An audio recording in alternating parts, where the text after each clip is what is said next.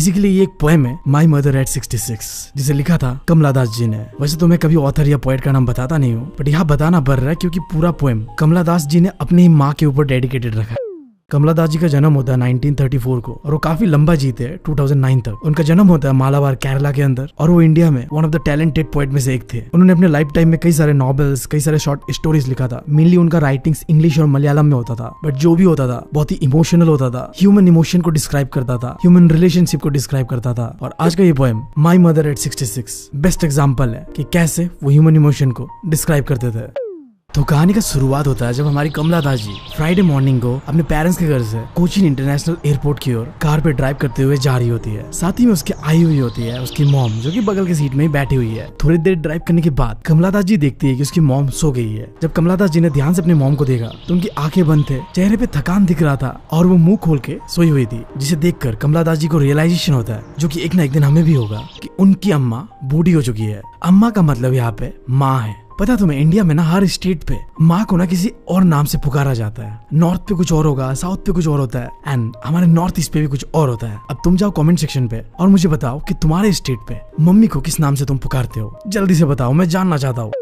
खैर स्टोरी पे वापस आता है। अब कमला दास जी को अपने माँ के चेहरे पे उदासी दिखता है। उनका चेहरा फीका फीका लगता है, जिसे देखकर ऐसा फील हो रहा था जैसे कोई डेड बॉडी हो। अब आई डोंट नो ऐसा कोई कैसे फील कर सकता है अपने मम्मी को लेके, बट हाँ कमला दास जी ने ऐसा फील किया था। उनकी माँ का सोता हुआ चेहरा देख के उन्हें डेड बॉडी जैसा कुछ फील हो रहा था। अब पोएम में जो ये लाइन है, her face ashen like that of a corpse, यहाँ पे एसन का मतलब है जब तुम्हारा चेहरा ना पीला पड़ जाता है, और कॉर्प्स यानी कि लाश, मरा हुआ लाश। तो तुम मिला लो, एक साथ मिलाने के बाद ये बनता है। उनके माँ का जो चेहरा है ना वो पीला पड़ गया था क्योंकि वो डेड बॉडी जैसा दिख रहा था। ये लाइन यही डिस्क्राइब कर रहा है। अब आगे बढ़ते हैं।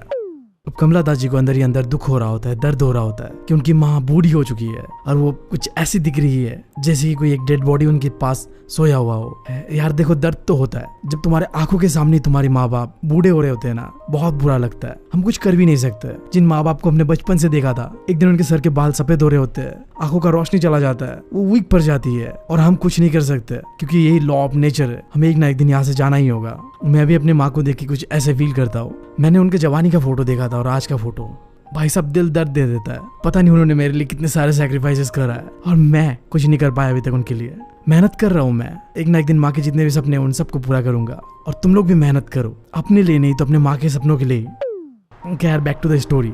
अब कमला दास जी इस दुख भरे सिचुएशन से निकलने के लिए, अपने आप को डाइवर्ट करने के लिए अपने कार के विंडो से बाहर देखती है। और वो जब देखती है ना तो उन्हें दिखता है बाहर बड़े बड़े यंग ट्रीज बहुत ही स्पीडली मूव कर रहा है। अब इस चीज को पोएम के अंदर पे कहा गया है यंग ट्रीज स्प्रिंटिंग। स्प्रिंटिंग मतलब भागना और यंग ट्री एनर्जी को रिप्रेजेंट कर रहा है। तो जब गाड़ी चलता है तो ऐसा लगता है कि पैर दौड़ रहे हैं, भाग रहे हैं, बट ऐसा होता नहीं है।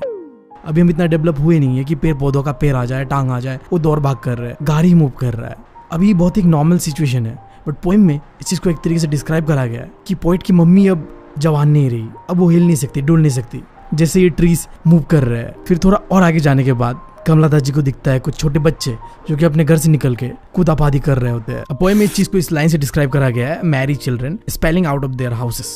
मतलब नटखट बच्चे खुशी खुशी अपने घरों से बाहर निकल रहे हैं। उनके पास फुल एनर्जी होता है, जो कि बिल्कुल ही ऑपोजिट होता है उनके मम्मी से। उनकी मम्मी अब बूढ़ी हो चुकी है, एज हो चुका है, अब उनके पास उतना एनर्जी भी नहीं है, वो जल्दी थक जाती है। और ये चीज तो मैंने भी नोटिस किया है। मेरी माँ ना मुझे अक्सर कहती है आजकल मैं पहले जैसे इतना काम नहीं कर पाता, बहुत जल्दी थक जाता हूँ, घुटनों में दर्द होता है, तू ना यार गंदगी ज्यादा मत किया कर। बट मैं समझता नहीं था, बट इस स्टोरी को पढ़ने के बाद अब मुझे रियलाइजेशन हो रहा है कि मैं कितना खराब बेटा हूँ।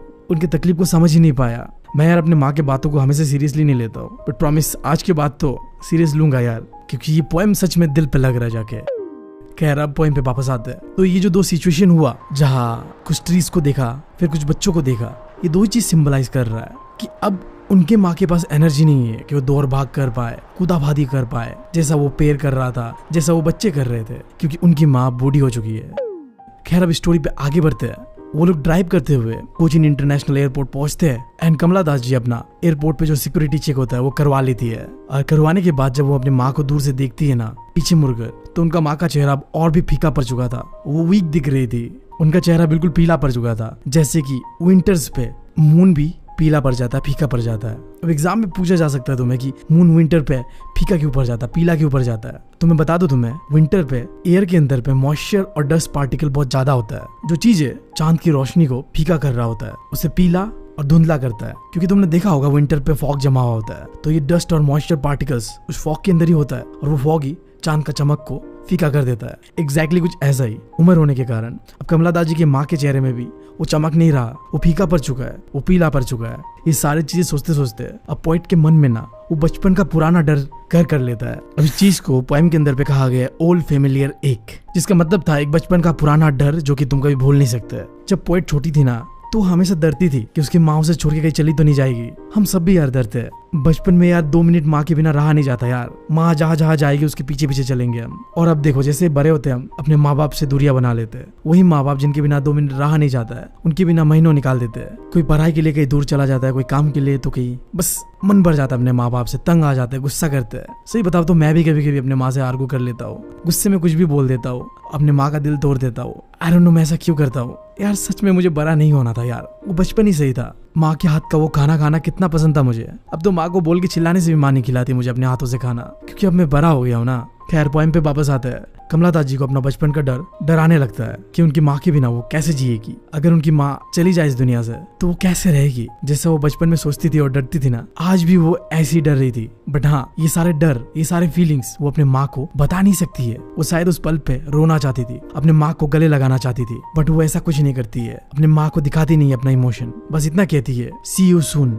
अम्मा, यानी कि माँ मैं तुमसे जल्दी ही मिलूंगा। इस डर के साथ कि हाँ हो सकता है कि वो दोबारा ना मिले, बट वो कहती है। एंड इसके बाद वो बस हंसती है, हंसती है और हंसती है। वो यहाँ पे इसलिए नहीं हंस रही होती क्योंकि वो खुश थी, वो इसलिए हंस रही होती है क्योंकि वो अंदर में जो दर्द था ना उनका, उसे छुपा रही होती है। उनकी माँ को वो दिखा नहीं सकती है। वो गुड बाय कर रही होती है इस उम्मीद से कि शायद दोबारा फिर मुझे माँ दिखे। वो रो नहीं सकती है, तो हंसते हंसते मम्मी को गुड बाय करती है, जो कि एक रियलाइजेशन करवा रहा है हमें भी कि देखो जाना तो सबको है, हम किसी को रोक नहीं सकते। तो जब अलविदा करने का समय आता है तो हमें हंसते हंसते करना चाहिए। सो खैर इसी के साथ ये पोएम भी होता है खत्म। उम्मीद है तुम लोग को पसंद आया होगा यार।